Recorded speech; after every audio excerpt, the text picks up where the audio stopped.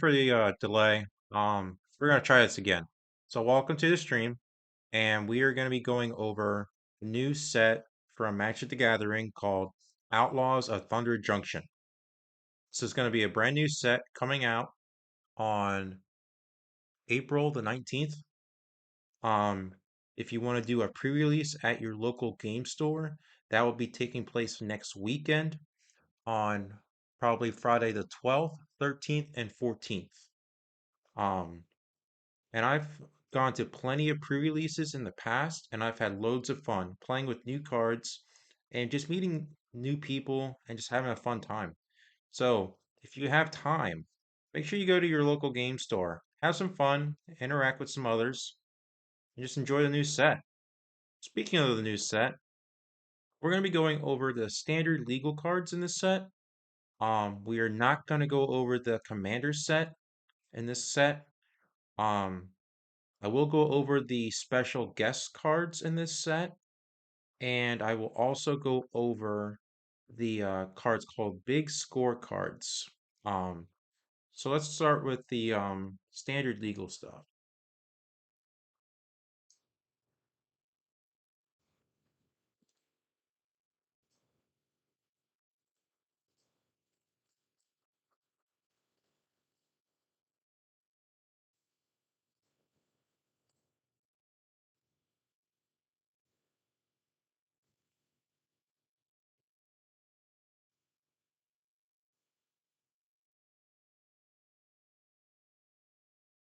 I hope you can read that.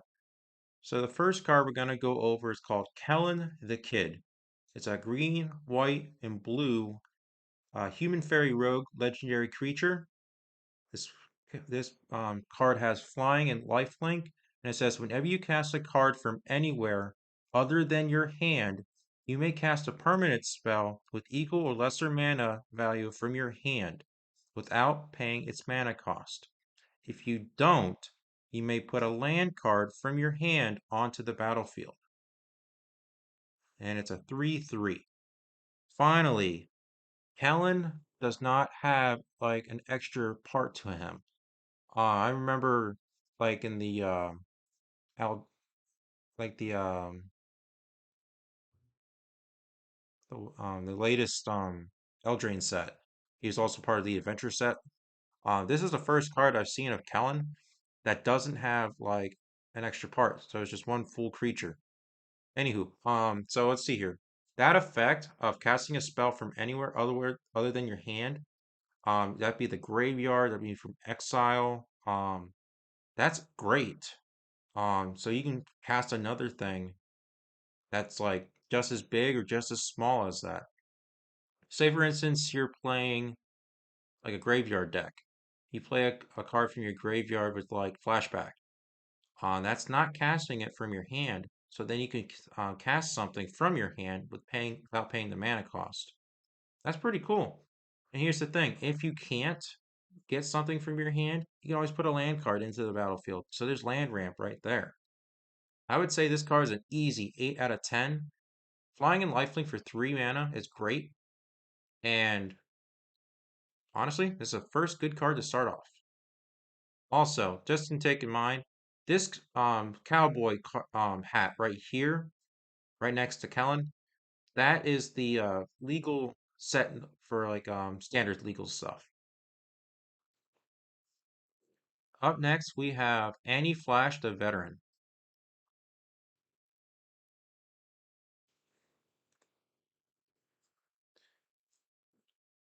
This creature is a three colorless and red, green, white. So a total of 6. Legendary creature, human rogue. With Flash, and it says when any Flash the Veteran enters the battlefield, if you cast it, return target permanent card with mana value 3 or less from your graveyard to the battlefield tapped. And it says whenever any Flash becomes tapped, exile the top 2 cards of your library. You may play those cards this turn.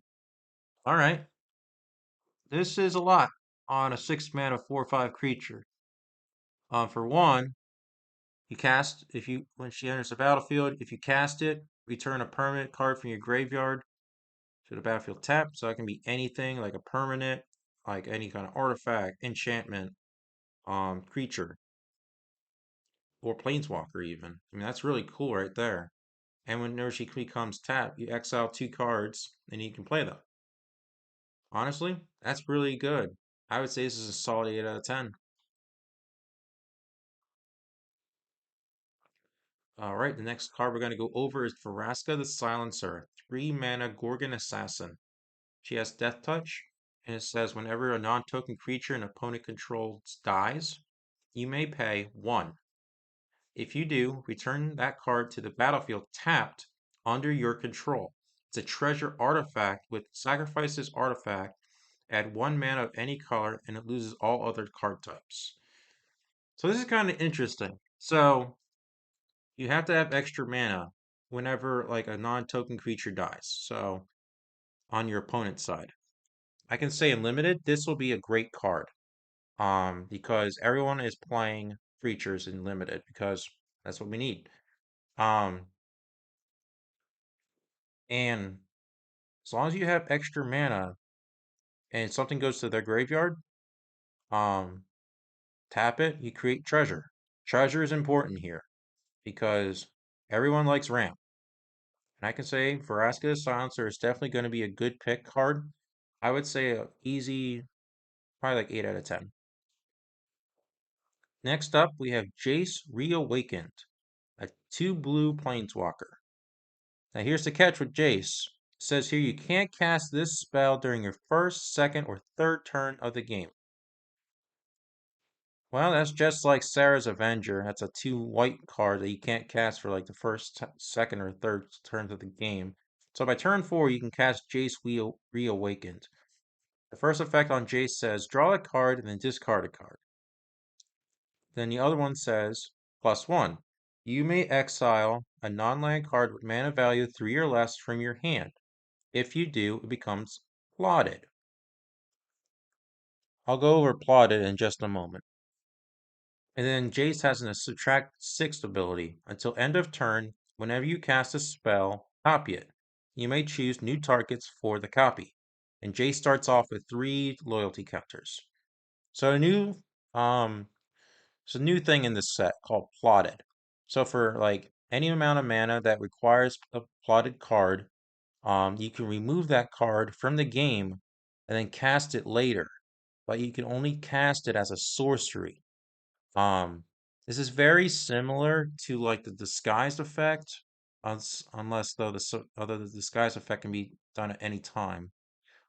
This is like foretell, where you can pay like X amount of mana to foretell something and you can cast it later.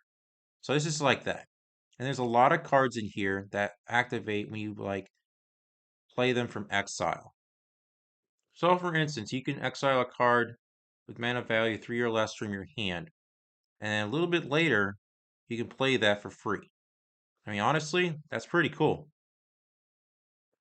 Jace is definitely going to be a high, good planeswalker in this set. I say 9 out of 10. And it's nice to see Jace come back into the game. But I think everyone was very excited to see this character come back and play. Oko, the ringleader, a 4 mana planeswalker. And Oko has at the beginning of combat on your turn, Oko the ringleader becomes a copy of up to 1 target creature you control until end of turn, except he has hexproof. Oko's first ability says +1, draw 2 cards. If you committed a crime this turn, discard a card. Otherwise, you discard 2 cards. A subtracting 1 is a create a 3/3 elk creature token, and for subtraction of 5, for each non-land permanent you control, create a token that's a copy of that permanent. Oko starts off with 3 loyalty counters. Alright, folks, so Oko is back. And Oko is back with a vengeance. After being sent to Banishment Hell because he was so powerful from the Eldraine set, pretty much ruining Standard, Pioneer, Modern, Legacy, you name it, he probably ruined it. Oko's back. Now, there's another new keyword in this set called committing a crime. Now, committing a crime can be anything that you personally do to your opponent. That means you can target the opponent with a spell. You can target a creature the opponent controls, and anything that you can pretty much do to hurt your opponent's anything. That's what committing a crime is. So first off, drawing two cards. That's great. Everyone likes to draw two cards. Um, if you didn't commit a crime, you have to discard two cards. If you're playing a discard deck, that's fine. But if you're playing anything but a discard deck, that's probably not that good. But drawing two cards and only discarding one card, that'll be just fine too. And of course, you can't have Oko without his making elk abilities. Oko seems to love elk. As I can remember, he always turned like a token into an elk, and it's like, wow, here we go again. And then for each non-land permanent you control, you can create a copy of it. And that's pretty interesting too. So I can definitely say Oko is definitely going to be like a 9 out of 10 really powerful planeswalker.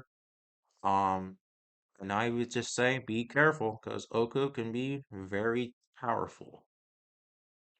Up next, we have Gold Vein Hydra, an X mana and one green Hydra. It says this Hydra has Vigilance, Trample, and Haste, and enters the battlefield with X +1/+1 counters on it. And when it dies, you create a number of tap treasure tokens equal to its power. Oh boy, this Hydra might be very overwhelming in a +1/+1 counter deck, or a deck that can't be countered by creature. If you play enchantments or creatures with can't be countered on it, this is gonna be a problem if you're playing this against if your opponent is playing this against you. And on top of that, when it dies, you create treasure tokens with it. There's mana ramp right there with all that treasure. Now remember, this creature has to die, and there's a lot of cards that say exile. So unfortunately, when this thing doesn't die and gets like exiled, no treasure. You have to remember that.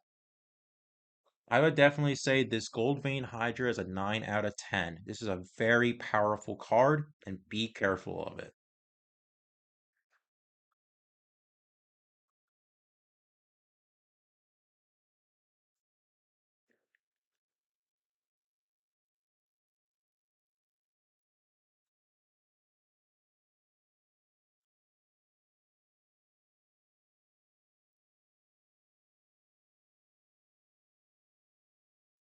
Alright, so the next card I'm going to go over is Terror of the Peaks. This is a reprint card, so everyone should understand what Terror of the Peaks is like.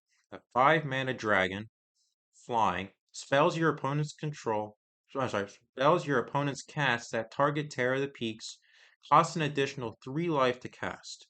And it says also, whenever another creature enters the battlefield under your control, Terror of the Peaks deals damage equal to that creature's power to any target. 5/4. Dragons are powerful. Dragons have always been powerful. And in this set, there's lots of different cards with very high power rankings. And Terror of the Peaks coming out in this set is definitely going to be very good. This is a solid reprint. Everyone's probably going to go chasing for this card. Um, and honestly, I can say this is going to be a great card. Easy, 10 out of 10. Up next, we have Gissa the Hellraiser, a 5 mana human warlock with Ward 2 and also pay 2 life.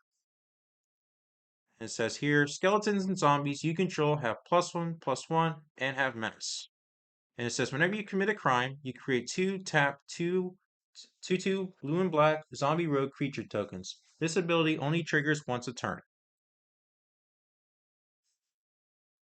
Okay, Gissa. Gissa loves the zombies. I remember in the Innistrad set, Gissa and Geralf loved zombies, and they're back. They're going to be raising hell, raising the dead, and now there's skeletons and zombies that are going to be loving Gissa. And giving your zombies +1/+1 and menace is always going to be powerful. So be careful with that. And of course, whenever you target your opponent with something, you can do this on either your turn or their turn. Um, yeah, you created some zombies. Um, what's better than that? And of course, she has good protection too. So, for instance, she has the Ward 2 effect. So, first, your opponent has to tap 2 mana of any color, um, then pay 2 more life in order to target her with anything. So, there's a lot of protection right there. And on top of that, if they do attempt to target it with anything, if you're playing maybe blue with her, um, you can just cast like a card that says counter. So there you go. She has protection. I would definitely say this is a solid 8 out of 10.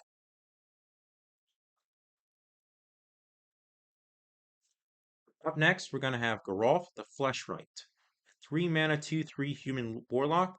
And he has whenever you cast a spell during your turn, other than your first spell that turn, you create a 2/2 black and blue zombie rogue creature token. And it says also whenever a zombie enters the battlefield under your control, you put a +1/+1 counter on it for each other zombie that entered the battlefield under your turn. Something tells me blue and black zombies might be a thing because everyone seems to be putting out blue and black, especially with zombies. Um, I would definitely say Geralt is good. So you got to remember, if you plotted something, you can create a zombie token.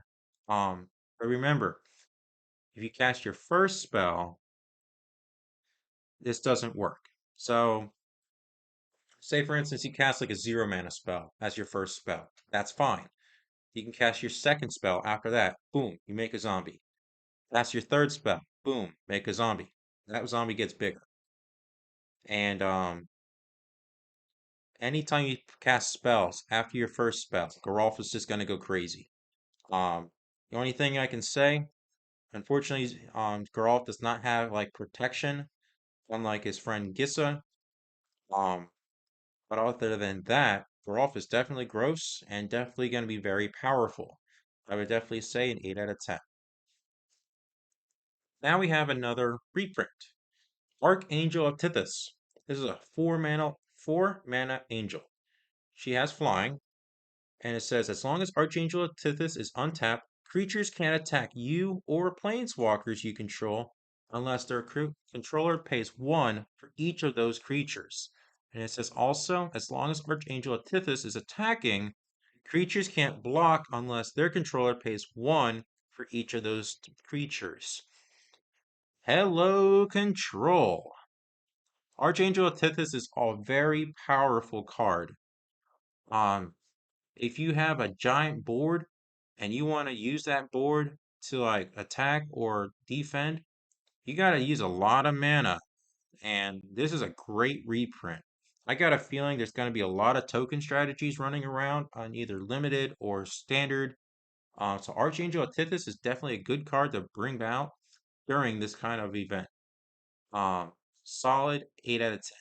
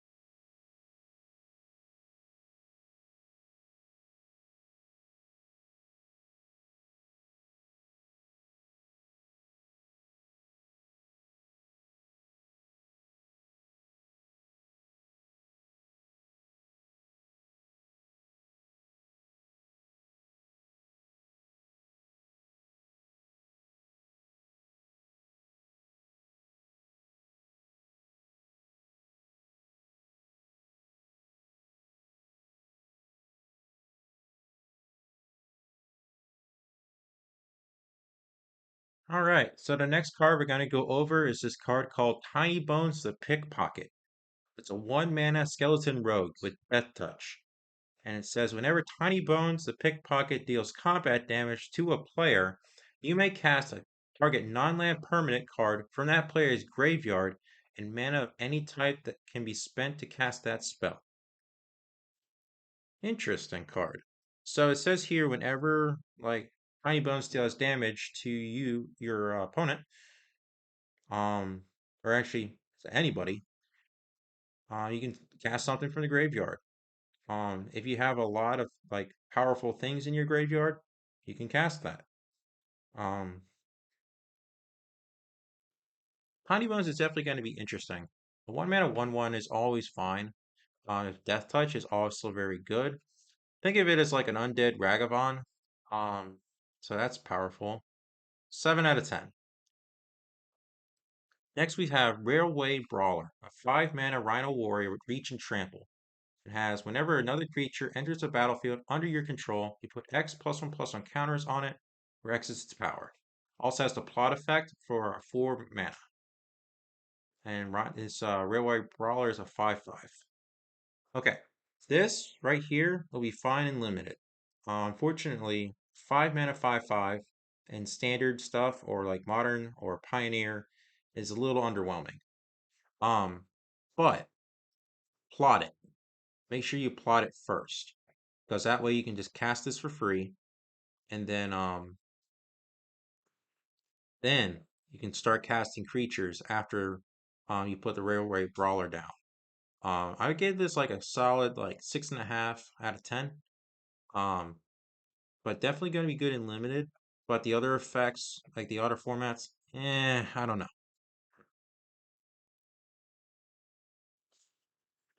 All right, now we have this card called Calamity, Galloping Inferno, a 6 mana legendary creature horse mount. This creature has haste, and it has whenever it attacks while saddled, you choose a non-legendary creature that's saddled at this turn and create a tapped and attacking token of that creature. Then you sacrifice it at the beginning of the next end step. It says you can repeat this process once. It has saddle 1. There's another new thing in here called saddling. Think of it as crewing vehicles, but um I've been noticing like the saddle effect has been like a little bit less. Like it's very similar to crewing,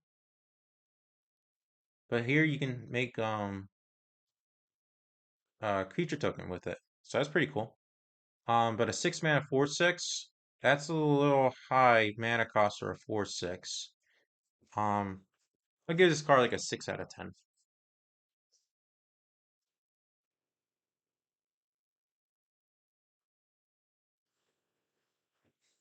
The next card we're going to go over is the card called Double Down, a 4 mana enchantment. And it says whenever you cast an outlaw spell, copy that spell. There's another new thing in here called Outlaws. So these are assassins, mercenaries, pirates, rogues, and warlocks. They're all outlaws. So anything that we cast before, such as like Honey Bones, which is a rogue, um, Geralf, who's a warlock, Gissa, a warlock, Vraska, an assassin, Annie Flash, rogue, Kellen, rogue, all those kinds of spells. If you would have cast anything like that, copy it. Honestly, that's pretty cool. Don't get me wrong though, the legend effect will still be in effect, so you do have to be careful if you do copy a legendary creature, because then you have to keep one legendary creature around and the other one has to go poof. Um, so that's pretty cool. Um, what else? Honestly, if you're playing this card and you got this in your limited pool, this right here will be a nice solid card in your outlaw deck. This will be a great 9 out of 10 card, but if you're not playing Outlaws, forget it. This card will be useless. Next card we're going to go over is Dust Animus, the 2 mana spirit. They're flying. It says here if you control 5 or more untapped lands, Dust Animus enters the battlefield with two +1/+1 counters on it and a lifelink counter on it. You can plot this card for 2 mana. It's a 2/3. Honestly, a 2/3 for 2 has good effects. And later, if you want to cast this card for a plot, or if you happen to have this card while you have more 5 or more untapped lands, um, you get yourself a 4/5 with lifelink and flying, and that's pretty good. Um, but if you're casting it as a just as is a 2/3 for 2, that's fine too with flying. Um, I give this card a solid 7 out of 10 if it's just a 2/3, but if you cast it for later, I can give this like a 7.5 out of 10. Next card we're going to go over is called Final Showdown. Now this card has an effect called Spree. It says you can choose one or more additional cost. So the first cost costs 1 white mana. Then what you can says here, you can add either one to saying all creatures lose all abilities until end of turn, or you can say one, choose a creature you control, it gains indestructible until end of turn, or he says here 3 and 2 white to destroy all creatures. And honestly, all you have to do is just add that to your 1 white mana. So for 2 mana, all creatures lose all abilities. For also 2 mana, a creature you control gains indestructible until end of turn. And then for a total of 6 mana, you destroy all creatures onto the field. That's pretty good. Um, but you definitely got to make sure you use these kind of card in the right situation. Um, so I would definitely give this like an 8 out of 10.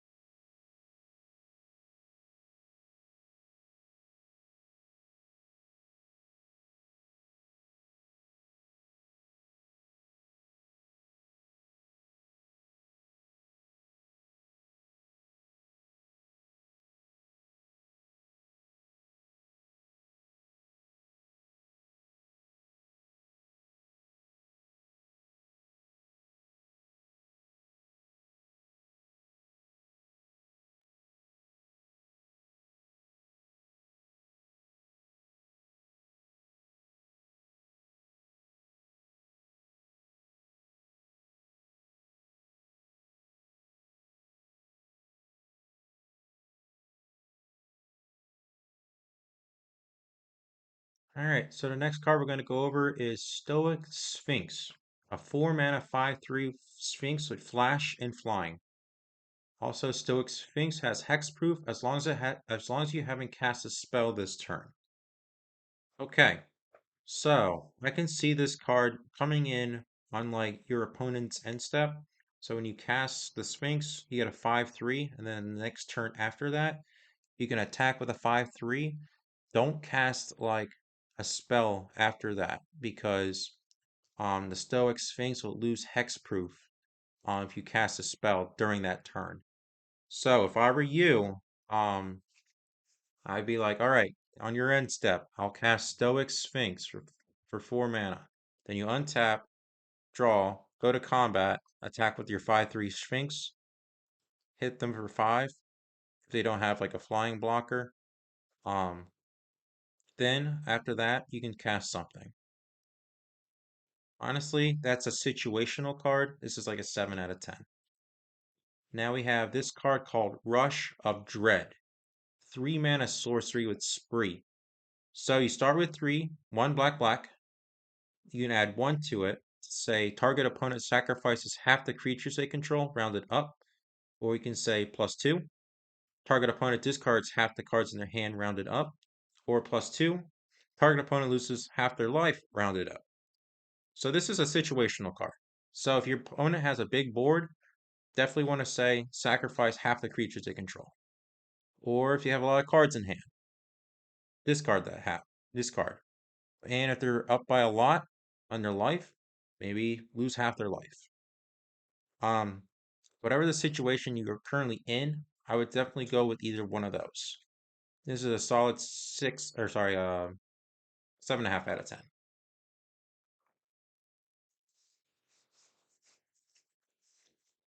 Now we have Hellspur Posse Boss, a 4 mana 2/4 Lizard Rogue, and it has other outlaws you control have haste. And it says whenever this enters the battlefield, you create two 1/1 red mercenary creature tokens with target creature with tap. Target creature you control gets +1/+0 until end of turn. Activate only as a sorcery. Okay, so Hellspur Posse Boss gives your other outlaws haste. That's good. And he also enters the battlefield with two red 1/1 red mercenary creature tokens. That is also good. Um, so it's like as soon as you enter the battlefield with him, you already have 4 power and also 6 toughness on the field when he pops in. That's pretty good. For 4 mana. Now, granted, he won't have haste. That's okay. But your mercenaries will have haste. So honestly, this is a solid, like, I say 7.5 out of 10. Next, we have Bristly Bill Spine Silver, a 2 mana 2/2 plant druid with landfall. When a land enters the battlefield under your control, put a +1/+1 counter on target creature. Then for 5 mana, double the number of +1/+1 counters on each creature you control. Holy crap, that's pretty good. So, if you're playing a landfall deck with lots of creatures, Bristly Bill is going to be a very powerful card in your deck because adding +1/+1 counters to each of your creatures is great. Then, for a little bit more mana, double the number of +1/+1 counters on each creature you control. Say, for instance, you have a trampling creature. This is going to be very powerful and it's going to hit hard. Bristly Bill is an easy 9 out of 10.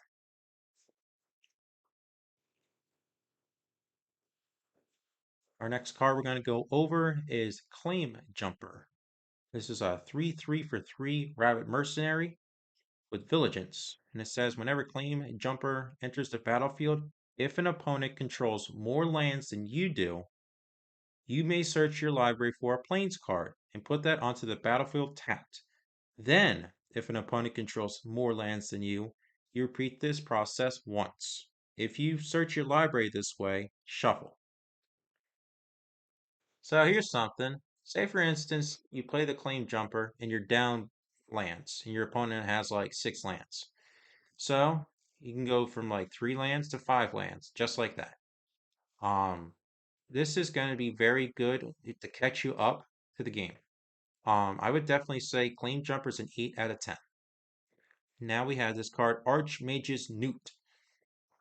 So a 2 mana 2/2 Salamander Mount, and it says whenever your Archmage's Newt deals combat damage to a player, target instant and sorcery card in your graveyard gains flashback until the end of the turn. The flashback cost is equal to its mana cost. That creature also gains flashback 0 until end of turn if the Archmage's Newt was saddled.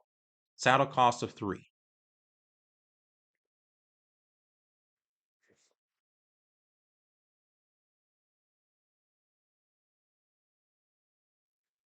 Okay, so let's see here. You want to cast something from your graveyard. And honestly, anyone can do that. If your if your Archmage's Newt was saddled, that particular instant or sorcery spell in your graveyard will get flashback 0. This can be like any kind of card in your deck that has as a good instant or sorcery spell. Um, and honestly, this is a powerful card. Um, Definitely gonna be good in like standard or modern or pioneer. Because lots of those cards use graveyard effects, and everyone has powerful things. Like if you're playing Storm, you can cast like your Storm cards, or if you're playing like some sort of control deck, you can draw cards or cast cards from your graveyard to get rid of things or anything. This is definitely going to be a solid like 8 out of 10 card. Next card we're going to go over is Kiskit Bronco. It's a 2 mana 2/2 Snake Horse Mount. And it says whenever he attacks, reveal the top card of your library and put that card into your hand. You lose life equal to that card's mana value, unless as I if it's not saddled. Otherwise, each opponent loses that much life. Saddle 3. Okay, so here's a little thing about the saddle thing. So it says here you can tap any number of creatures you control with total power 3 or more. And then this mount becomes saddled to the end of the turn. Saddle only as a sorcery. So it's not like crewing, where you can crew as any time you wanted. Unfortunately, that's not the case here. Um, that's an interesting creature type, a snake horse mount. So a snake and a horse combined. Yeesh. Um, so here's the thing, it's like Dark Confidant. So when you look at the top card, you first like the first card you look at, you draw it, and you lose life equal to it. This kind of reminds me of that card. Um, but you definitely want to make sure this card is saddled. Because say for instance you accidentally draw something that's very large. You can be losing quite a lot of life if you don't watch out. So you definitely want to make sure that this is saddled. This is a solid, I would say, 8 out of 10. Next, we're going to go over Stingerback Terror, a 4 mana 7/7 Scorpion Dragon, flying and trample. And it says here, Stingerback Terror gets -1/-1 for each card in your hand. You can also plot this card for 3 mana. This is interesting. I want to like this card, I really do. But unfortunately, it's given me a lot of. There's a card in Modern. Oh, it's Death Shadow. This is giving me a lot of Death Shadow vibes. And you definitely want to make sure you get this card out when you have like 0 to no cards in, like 1 to 0 cards in hand. Because you can either get a 7/7 for 4 or something a lot smaller than that. Um, this is definitely going to be one of those like situational cards, so you definitely want to make sure you don't have anything in your hand. This will be great, but if you have cards in your hand, this is terrible. This is just going to sit in your hand, this is going to be sitting in your hand forever, unless you plot it. Then it might be just waiting out there in exile for a while. So I give this card like a 5 out of 10. Not a great card, but it could be great.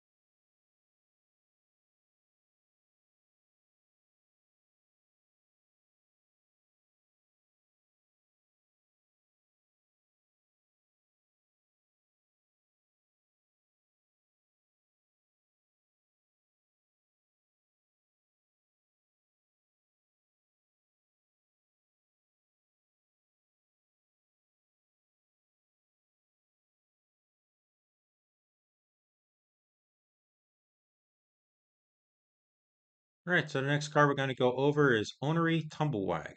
3 mana 2/2 Brushwag Mount. With it being in combat on your turn, put a +1/+1 counter on target creature. And it says also whenever it attacks while saddled, double the number of +1/+1 counters on target creature. Saddle 2. All right, so this card helps with +1/+1 counters, which is another good support card. So at the beginning of your combat, you're always going to be putting a counter on some sort of creature. Then when you attack, you double the amount of counters on that creature as long as it's saddled. Um, yeah, this is a great card. A 7 out of 10. Now we have this card, One Last Job. This is one of those spree cards. So it starts with 2 mana of any color and 1 white. Then you can add 2 of any color to return target creature card from your graveyard to the battlefield. It has +1. Return target mount or vehicle card from your graveyard to the battlefield, and also +1. Return target aura or equipment card from your graveyard to the battlefield attached to a creature you control. This is a pretty good situational card. Say, for instance, you have a good creature card in your graveyard, you want to bring that back. Just pay an additional 2 mana. You get this back for 5 mana. You say, for instance, you have a mount or a vehicle card in your graveyard. That's very powerful. Pay an additional 1 for 4 mana. You can return that mount or vehicle card.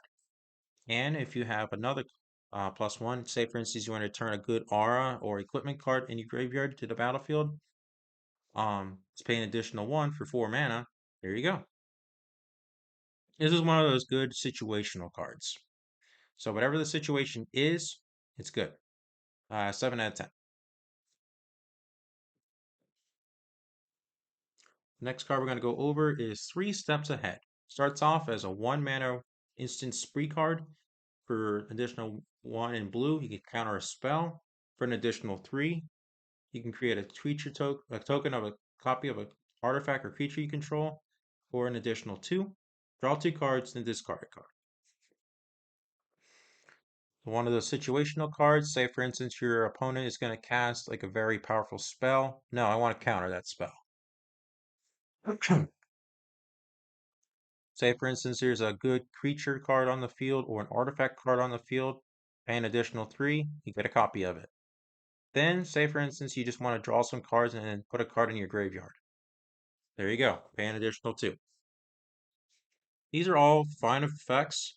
It just depends on which effect you want to use at that right time. This is a 7 out of 10. Next card we're going to go over is Karvek the Punisher, a 3 mana 3/3 human warlock. It says here whenever you commit a crime, exile up to 1 target black card from your graveyard and copy it. You may cast the copy. If you do, you lose 2 life. This is interesting. So you got to target your opponent or anything they control or something in the graveyard to be a crime. And it says here copies of the permanent spells become tokens. So if you have like a powerful black card in your graveyard, um, you can create a copy of it. Just make sure you have the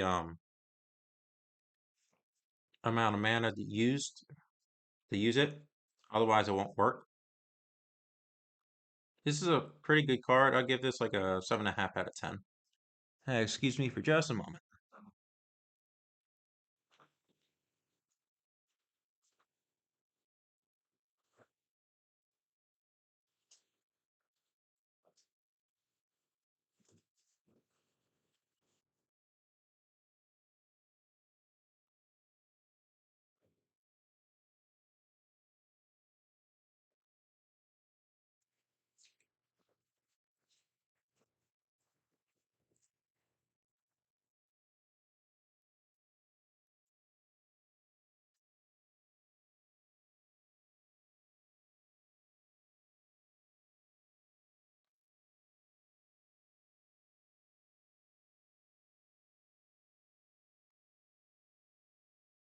All right, so the next card we're going to go over is Magda the Horde Master, a 2 mana 2/2 Dwarf Berserker.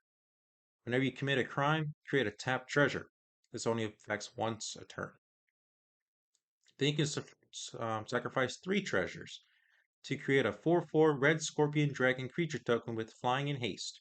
Activate only as a sorcery. This is an interesting card. So, you commit a crime, make treasure.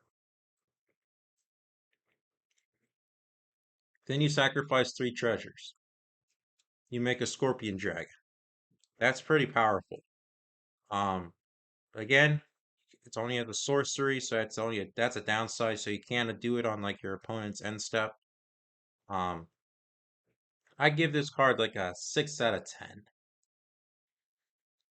Next we have Smuggler's Surprise. This is one of those spree cards.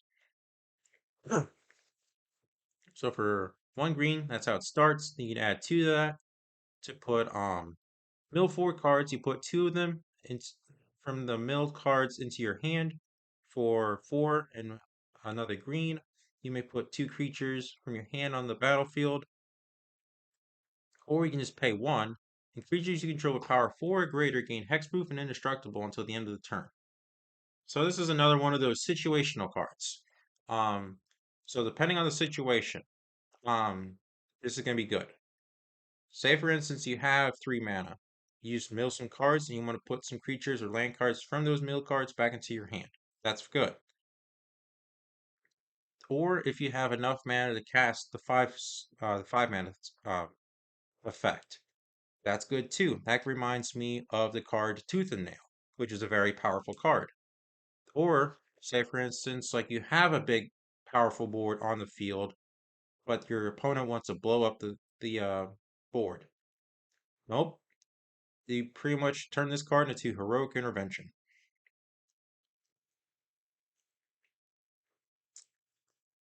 So yes, depending on the situation that you are currently in, um, this will be a fine card. This is just like the others. I'll give this one a 7 out of 10.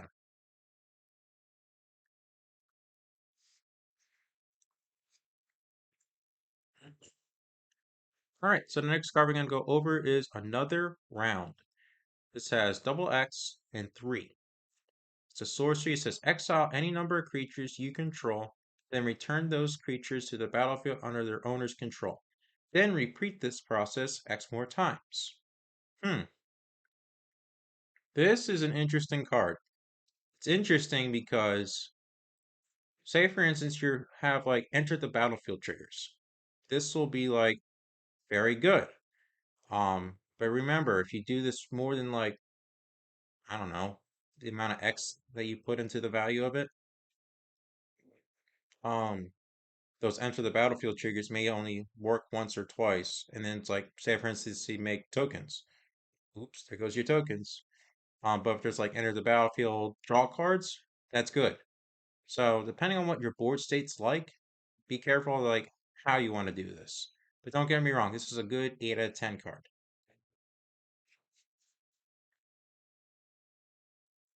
So we have this card called Step Between Worlds. It's a 5 mana sorcery. Each player may shuffle their hand and graveyard into their library.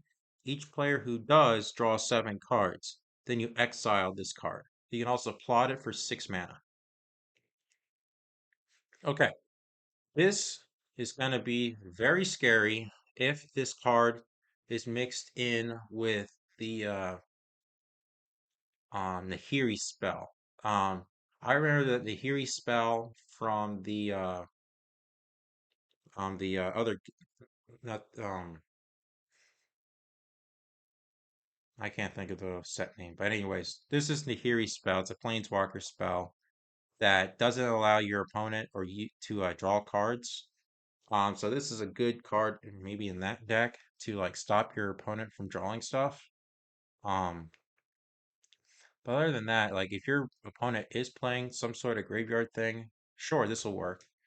Um, but again, it's all up to the situation that you're currently in. I'll give this card like a 6 out of 10.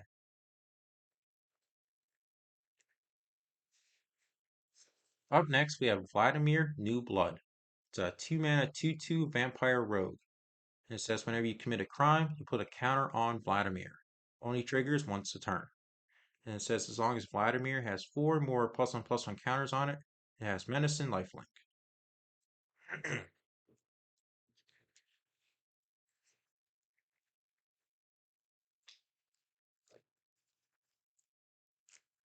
All right, so this is interesting. Um, so this is definitely one of those cards that you want to like maybe do on like your opponent's turn. like have Vladimir out, maybe like destroy a creature. You put a counter on Vladimir. Then you go to like your turn, maybe destroy another creature they control or make them discard a card from their hand. There's another counter that goes on Vladimir. Um, just keep doing the counter stuff, or maybe put Vladimir into a deck that has like a lot of plus one counter effects, and then Vladimir can get bigger. Um, this is a good, I would say, 7 out of 10.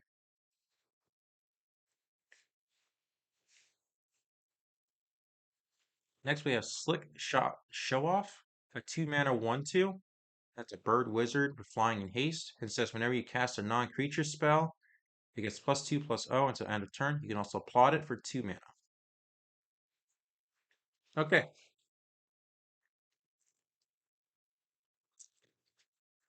now this is interesting. Um, so when you recast non creature spells, this creature gets bigger. Um, if I were you, I would plot this card first. Then, that way you can start casting your non-creature spells, making the bird get bigger and bigger and bigger. And if your opponent doesn't have anything to do to the bird, you win the game, I would say.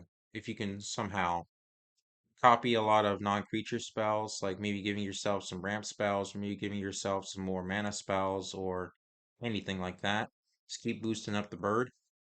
Otherwise, your bird will probably get bolted. Um, I would say this was a good, probably 8.5 out of 10.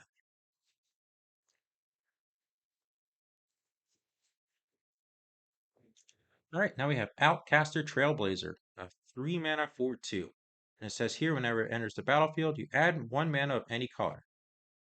And it says also, whenever another creature with power greater, 4 or greater enters the battlefield under your control, you draw a card.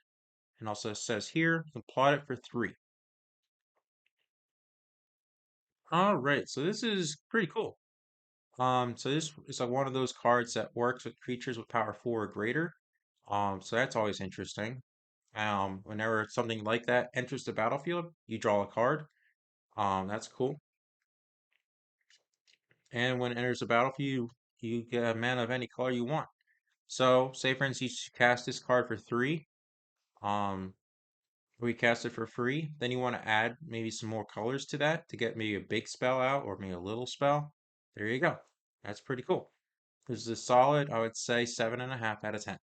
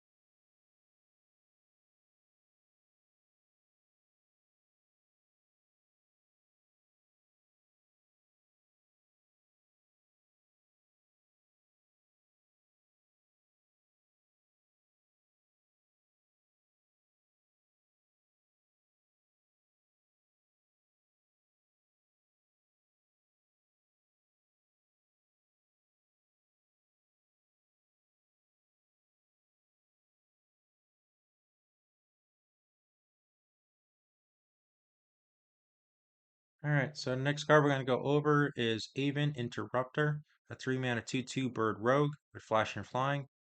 And it says when it enters the battlefield, you exile target spell, it becomes plotted.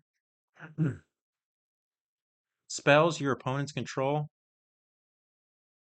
sorry, spells your opponents cast from graveyards or from exile cost 2 more to cast.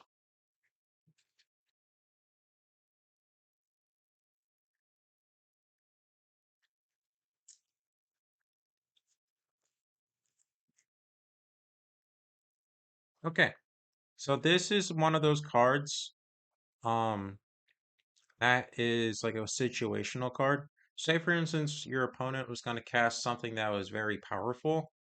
You can cast the bird and exile that spell. And then a little bit later, your opponent can actually cast that spell for an additional 2 mana. So you still will get the spell later, but at least you can protect yourself from getting like blown up or something. This is one of those situational cards, so I'll just give it like a 5 out of 10.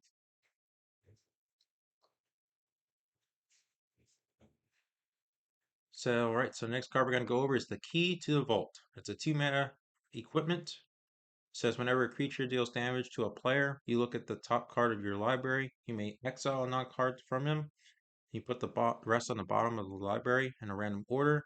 You may cast the exiled card without paying its mana cost.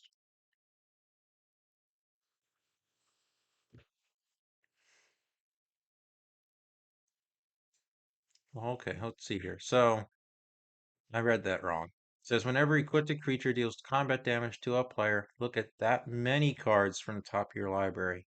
You may exile a non-land card from among them, and then put the rest in the bottom of your library in a random order. You may cast exile without paying its mana. Okay, this is a good card. I wasn't sure if this was if I misread it. So this card's actually pretty cool. Um, say for instance you give like a creature like a good amount of power, and you can look at the top couple of cards of your deck. Um, this right here is actually a pretty decent card. This can be like you can cast big stuff for free. That's great. This is a good 10 out of 10 card, I would say. Next card we're going to go over is Tiny Bones Joins Up. 1 black enchantment. And it says here, any number of players, each discard a card. Whenever a legendary creature enters the battlefield under your control, any number of target players each mill a card and lose a life. Okay, little interesting.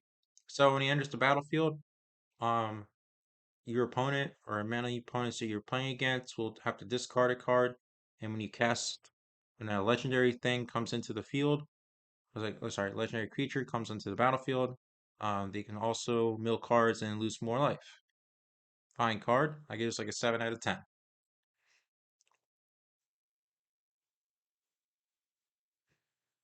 Next card we're going to go over is the Great Train Heist.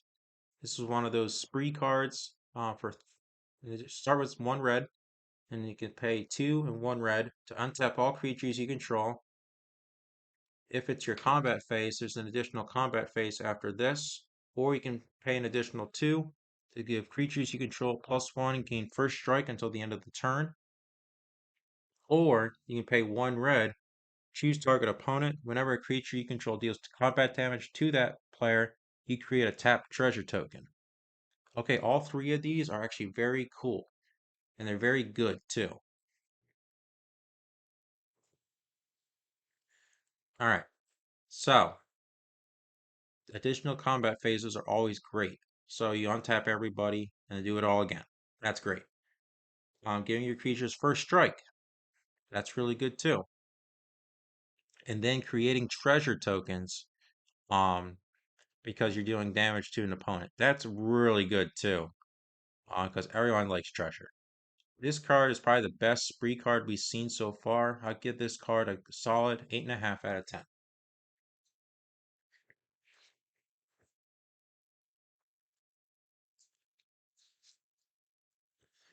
I'm sure anyone who's looked at this card, high noon, has probably thought of the words from Overwatch. It's high noon. Anyways, This is a 2 mana enchantment. It says each player can't cast more than one spell a turn.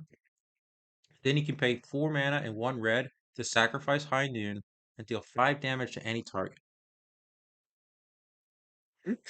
Okay, so this is interesting because one spell a turn can be very good, especially if you're, say, for instance, you or an opponent wanted to cast a plotted card, you won't be able to do that. So that's going to be good protection right there. And say, for instance, like your opponent wants to counter something, but they already cast a card this turn. They can't counter your thing, so that's good too. And then a little bit later, you can just sacrifice it to deal some damage. So there you go. Solid card. I give this like a 8 out of 10.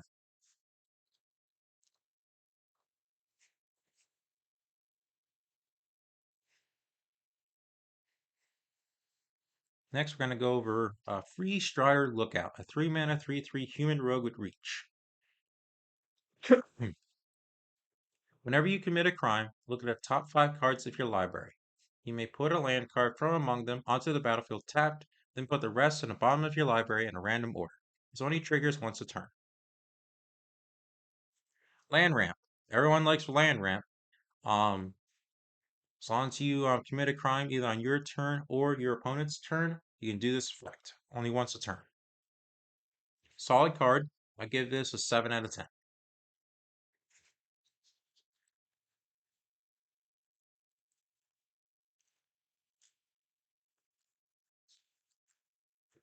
Next card we're going to go over is Flip Lost on the Range. This is a 3 mana 1/1 homunculus with Ward 2. You may look at the top card of your library at any time. The top card of your library has plot. The plot is cost is equal to the mana cost. You may play non-land cards. You may plot non-land cards from your top of your library. Okay, that's pretty cool. So you can always look at the top card of your library. That's always a good effect because that's a free scry. Um, Say, for instance, you got a non-land card on top of your library. You can plot that card for its mana cost. So that's really good too. Honestly, Flip is going to be a good card. Plus, he has Ward 2, so he has protection. This is probably going to be a good, probably like a 7 out of 10. Next card we're going to go over is Insatiable Adversary.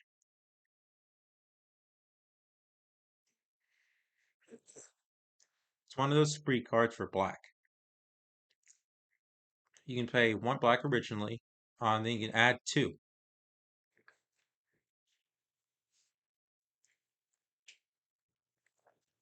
You search your library for a card, shuffle, and put that card on top, or target player draws 3 cards and you lose and loses 3 life.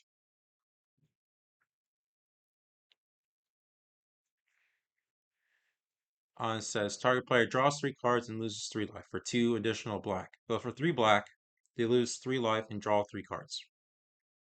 Honestly, each of these effects are great.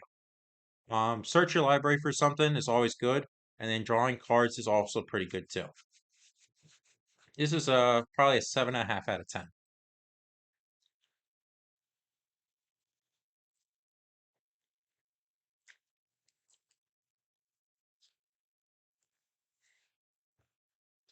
Our next card we're going to go over is Hell to Pay. Hell to Pay is an X red card. And it says it deals X damage to a target creature.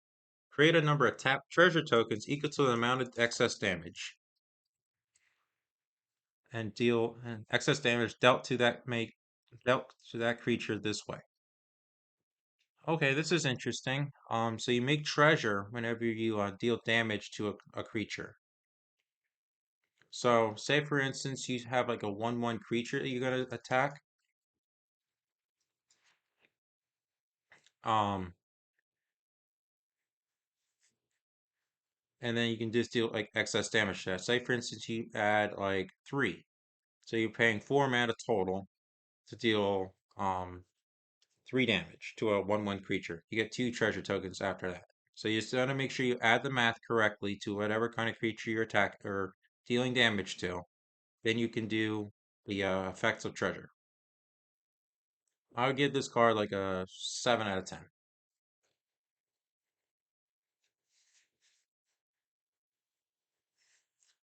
Our next card we're going to go over is Colossal Rattleworm. This is a 4 mana worm with it says here it has flash as long as you control a desert, and it also has trample. And it says here also you can pay 2 mana to exile it from your graveyard to search your library for a desert card and put that onto the battlefield tapped, then shuffle.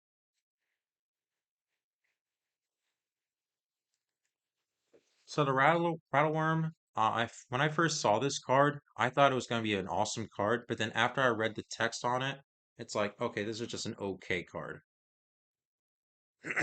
Don't get me wrong, a 6/5 for 4 is actually very powerful. And also, say and there is deserts in this deck, like in this set, so lots of desert cards. Um,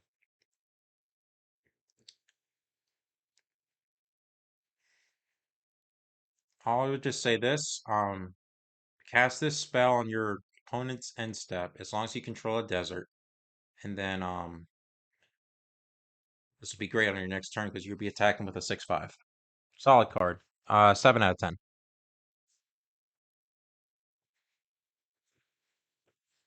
Next card we're going to go over is Fortune Loyal Steed, a 3 mana 2/4 beast mount. It says here when it enters the battlefield, you scry 2. And it says also whenever it attacks while saddled, at the end of combat, exile it up to one target creature that's saddled this turn. Then return those to the battlefield under their owner's control. Saddle number 1. Um, so here's the deal. Say for instance you want to find like the perfect card that you want to scry for. The Fortune Loyal Steed can probably help you out with that. By scrying 2 each time the Loyal Steed enters the battlefield, um, this will be good to make sure that you can scry enough times to find the right card. Um, I would say this is a good 7 out of 10.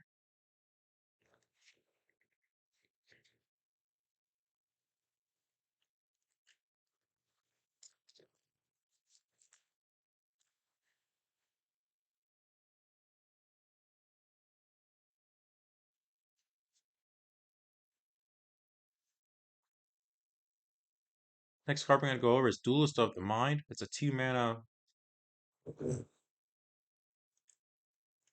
asterisk 3 flying intelligence. It says its power is equal to the number of cards you draw on this turn. It says whenever you commit a crime, you may draw a card. If you do, discard a card. This only triggers once a turn. Um, Honestly, this might be just an okay card. Make sure you have a cards that draw cards for you. Otherwise, this card will be doing nothing. I say this is like a 5 out of 10.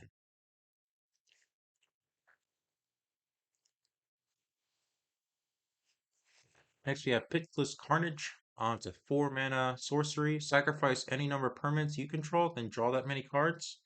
You can also plot this card for a total of 3.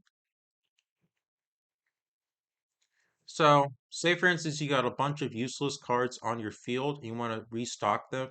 And say for instance, you may not have any cards in your hand. So this might be a good card to use in that kind of situation. Otherwise, I would say don't sacrifice your stuff and the draw stuff. I'd give this like a 5 out of 10.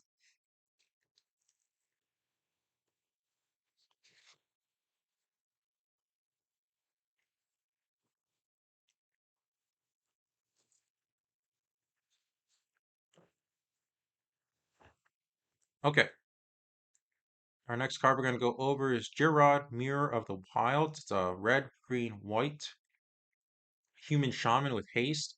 It says non-token creatures you control have tap.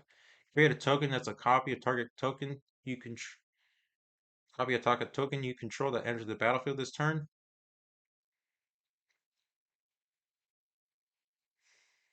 This is going to be a very powerful card for only 3 mana. Um, so this is going to be a big token creator. Say for instance, wait a minute. No, I'm sorry, not tokens. Regular creatures. Um, so say for instance you just created or how about this? Say for instance your board has a good like amount of haste creatures. You can tap it, to create a creature. But unfortunately, that token won't have that effect. But you get a token of that particular creature. That's really good. Um, Honestly, I would say this is a good 9 out of 10.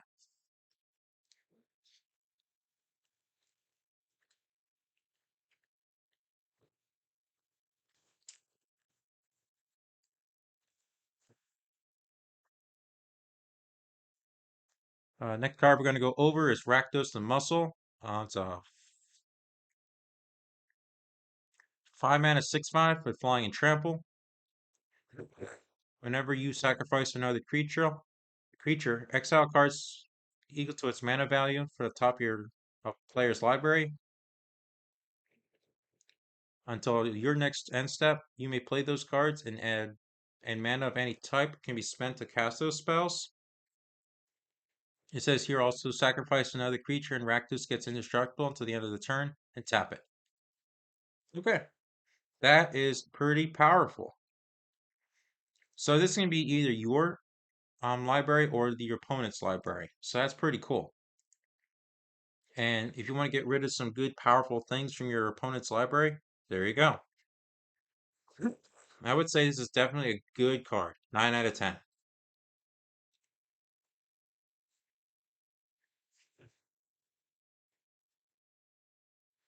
Our next card we're going to go over is the Gitrog, Ravenous Ride. 5 mana frog horror mount. It has trample and haste. And it says here whenever the Gitrog Ravenous Ride deals combat damage to a player, you may sacrifice a creature that's settled this turn. If you do, you draw X cards, then put up the X land cards from your hand onto the battlefield tapped, where X is the sacrificed creature's power. Saddle 1. Okay, this is going to be a good land ramp card. Say, for instance, you saddled it with like a 3 power creature.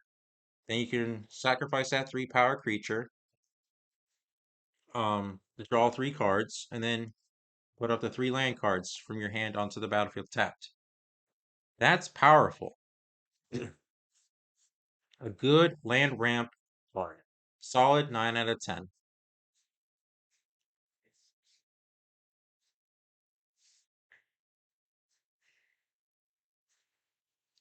Our next card we're going to go over is Selvala, Eager Trailblazer. 4 mana, 4/5 Elf Scout with Vigilance. Whenever you cast a creature spell, create a 1/1 Mercenary. Then you can choose a color. Add 1 mana of that color for each different power among creatures you control. Okay, this is good. So whenever you cast a creature, you make a mercenary. And the mercenaries can increase the power on a creature you control. So right there, you're already adding more mana. Sorry, more power to your board. Then you can tap Selvala to choose a color, and you add that amount of color equals to a different amount of power from creatures you control. That's a good card. I would give this card an easy, probably 8 out of 10.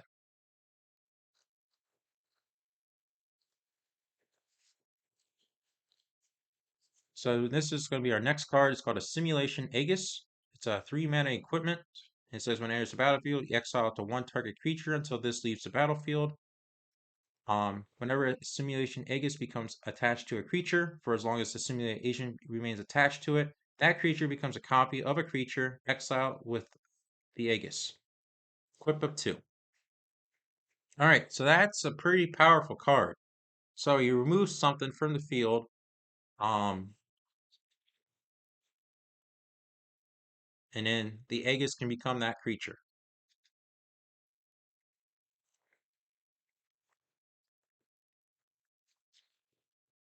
Say, for instance, you have like a powerful creature on the field, bam, this becomes that creature. Um, Honestly, this is a great card. 9 out of 10.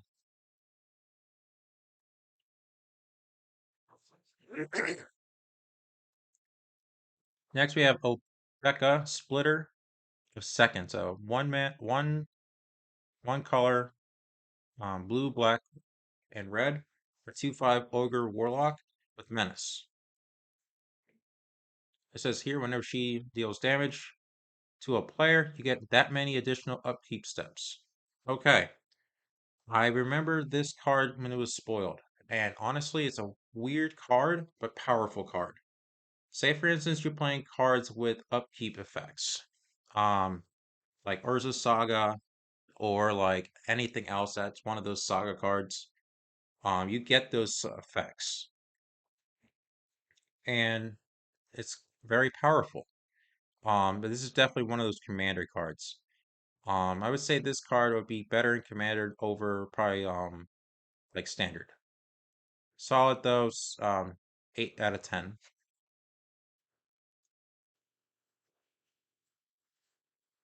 Next card's gonna go over is Irietta Belgayer. It's a one white, blue, and black spell. It's a human warlock with lifelink. And it says here whenever an aura you control becomes attached to a non-land permanent an opponent controls with mana value less or equal to that aura's mana value, you gain control of that permanent for as long as the aura is attached to it. Okay, that's interesting. Honestly, if you're playing auras, this is going to be a good card to play with because then you can pretty much take something from your opponent and that would be yours. This is a good, probably like a good 7 out of 10. And folks, I know I've said I was going to go over pretty much everything into this set, but I'm going to have to stop after this card because I'm starting to lose my voice for some reason. Anyways, we're going to go over Riku of Many Paths. It's a one green, one blue, and one red human wizard. It says here whenever you cast a model spell, choose up to X, where X is the number of spell times you chose the mode for that spell. It says here exile the top card of your library until the end of the turn. You may play it. You put a counter on Riku of Many Patches or Many Paths, and it gains trample to the end of the turn. Or you create a 1/1 bird with fly. Honestly, this is an interesting card. I'll give this card a total of like probably a 7.5 out of 10.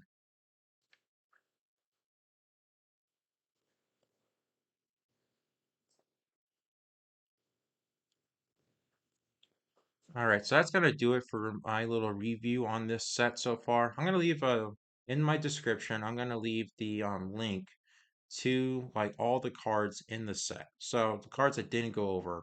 I didn't go over some of the rares. I didn't go over the uncommons or the commons. And I know I didn't go over the big scorecards, but I'm losing my voice and I'm gonna have to just stop the stream here. But thank you for watching this stream. I hope you had a lot of fun watching, and I hope you all have a great rest of your day. Bye bye.